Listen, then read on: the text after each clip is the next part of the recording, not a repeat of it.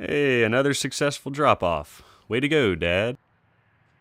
Morning ride's over. Josie's settled in school, and time for me to jog home about 3.5, 4 miles to get back across New Circle and back into town.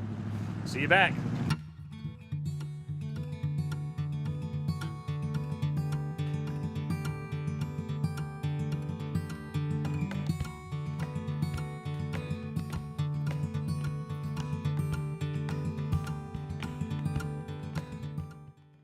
Buses are great for sightseeing, but to me, nothing beats a good morning jog to really feel a neighborhood.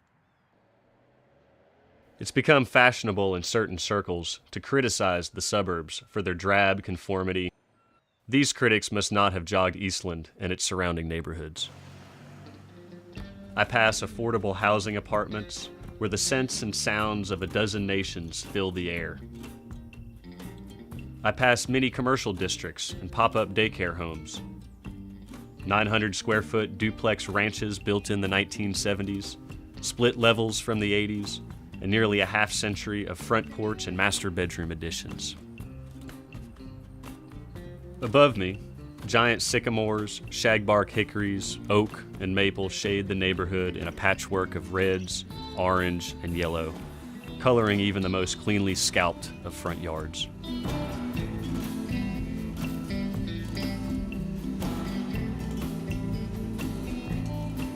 Eastland, a neighborhood birthed in a southern city of the civil rights era, was originally named Dixie Plantation.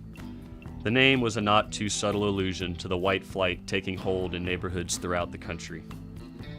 In addition to Joe's school, the name endures by proxy in the side and main streets, most of which are named after southern cities. On a longer loop, I could jog past Mobile, Memphis, Nashville, Gainesville, and Knoxville courts. I could lumber by New Orleans and Charleston drives, then turn right onto Fort Sumter before rejoining Eastland and turning toward home. As it is, today I take a more direct route and pass in quick succession Auburn and Atlanta drives before turning right onto Raleigh Road, passing Augusta on my way out of Dixie. I depart through one of the neighborhood's two western exits. Urbanists might cite the limited exit options as a testament to poor suburban planning. Old maps, though, tell a different story. A train line constructed after the Civil War bisected the great swath of farmland lying between Winchester Pike and Bryan Station. As Dixie, and later the Kennewood and Rookwood neighborhoods developed, it was the now unused tracks that limited crossing options more so than poor design. Whatever it once was, the past 50 years have transformed this former Dixie neighborhood and its suburban neighbors to the west and north into anything but places that are generically the same. The ranch homes of the 1970s still stand, of course, but their lawns are no longer uniformly grass. Dixie may have been birthed of white flight, but as Eastland, it has grown through ensuing decades of multicolored arrivals, many of them refugees of African and Middle Eastern descent. I cross New Circle at Meadow Lane, leaving Rookwood for the backstretches of Castlewood Park, and pass a gallery of 50-year-old ghosts, hair cropped and skin sandblasted, their gaze fixed wondrously at this new northern beltline, hewing them into old Lexington. I am in my own backstretch toward home, and into a shower. Then it's off to work at BCTC. 2 o'clock, Tuesday. Today is also my day to pick up Joe from school.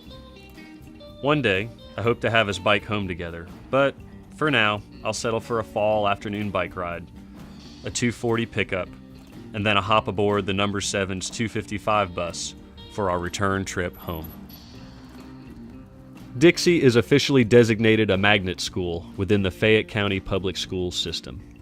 The school has a deep and proud history of innovative and experimental teaching. In the 1970s, school leaders here created a blended classroom that integrated students from grades 1 through 4 into a single space. The idea sought to integrate academics with the teaching of leadership skills, an idea considered avant-garde still today. We learn more, Tommy Gould, age 9, stated, because we learn responsibility and all that stuff. 40 years on, Dixie's mixed classroom has gone the way of bell-bottoms. Its radical and forward-thinking past, though, continues to bleed into the modern Dixie of Chinese language and media art studies. How's your day? Good? All right, we can do that. Curl it. Curl it around your hand like that. Yep, curl it. Yep. And then you fling it out. And then the other person has to get it? Yeah, we could have the other person go get it. Ready? Watch step. As per Joe's contract for appearing in this show, we first have playground time at the Dixie Elementary School Park. There you go. Where I make an early attempt to teach her how to throw disc golf at one of the park's 3 baskets. There you go. So what'd you do today? Did you go to Chinese? No. I had music and library, and I got a new book. You got a book? So I can, since we have a library on my school, I got to check out a book since I brought my other book back. Cool. I have also promised Joe a visit to Smart Braids, one among a number of small businesses that thrive on the Northern Circle's commercial corridor. Yeah. Raindrops dot the pavement as we head out to the street. Hand in hand to the bus stop with my little Josephine. All roads lead to Mecca and the cross upon the